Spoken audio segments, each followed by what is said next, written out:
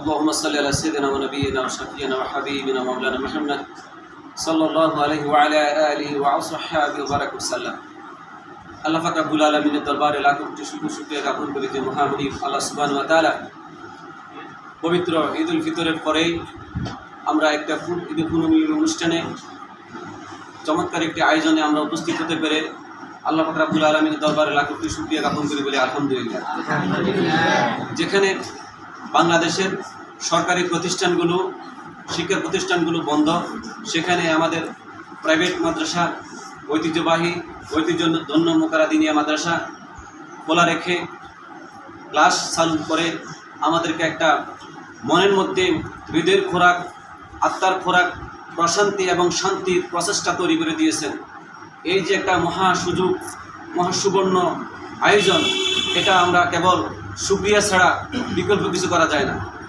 আরেকটি কথা বলি, ঐতিহ্যবাহী বাগে অলিউল্লাহ শাহ রহমতুল্লাহ আলাইহি ফুল মালঞ্চের মধু আহরণকারী এলএম পিপাসু তরুণ তাপস বিপ্লবী ছাত্র বন্ধুরা, সবাইকে আমার অন্তঃস্থল থেকে হৃদয়ের মণিকুটা থেকে অনেক অনেক প্রীতি ও শুভেচ্ছা, প্রাণঢাল অভিনন্দন এবং আন্তরিক মোবারকবাদ সালাম জ্ঞাপন করছি। এই জন্যই যে আমরা যে দিনগুলো রেখে এসেছি, সেখানে আমরা এই দিন থেকে বা ওই দিন থেকে আমরা শিক্ষা নিই যে আমরা ওই একটি মাস সিয়াম সাধনা করে কোরআন তেলাওয়াতের মাধ্যমে রাজাবন্দি হাসিল করে আল্লাহ শুকর এবং কৃতজ্ঞতা আদায় করতে পেরেছি।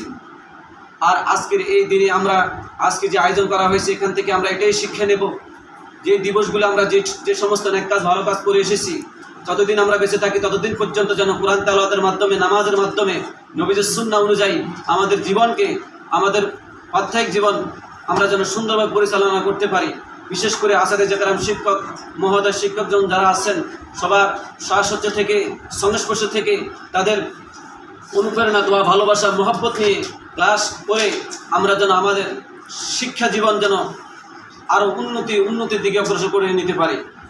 আমরা শিক্ষা নেব, বিশেষ করে প্রতিদিন আমরা ক্লাসে উপস্থিত হব, এই একটা কাজ।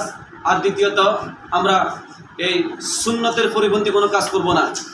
আমাদের লেবাস, বিশেষ করে ফাগড়ি, পায়জামা, টুপি, পাঞ্জাবি, আদার্স নবল ইবাদত, কোরআন তেলাওয়াত এবং আনুষঙ্গিক যে ইবাদতগুলো আছে, আমরা সচেষ্ট থাকব।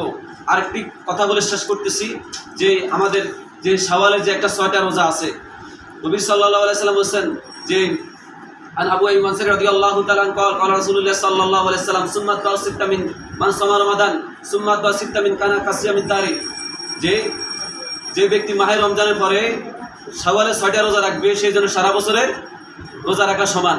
আমরা এই আমলটি করতে চেষ্টা করব। আমরা অনেক সময় দেখা যায় মসজিদের খতিবে আলোচনা করে, কিন্তু মুসল্লিরা রাখে না, ইমাম সাহেবও রাখে না। আমরা এই আমলটা করে আমাদের সমাজের মধ্যে, মসজিদের মধ্যে, এবং কি যারা এই সমস্ত সুন্নাত আমলগুলো করে না, তাদেরকে শিক্ষা দেব যে দেখুন, এটা নবীর সুন্নাত, এটা পালন করতে হবে, এটা আমল করতে হবে। আল্লাহ তাআলা আমাদের সবাইকে সঠিক এবং সহি বুঝদান বলি আমিন। ওয়া আখিরু দাওয়ানা আলহামদুলিল্লাহি রাব্বিল আলামিন। আসসালামু আলাইকুম।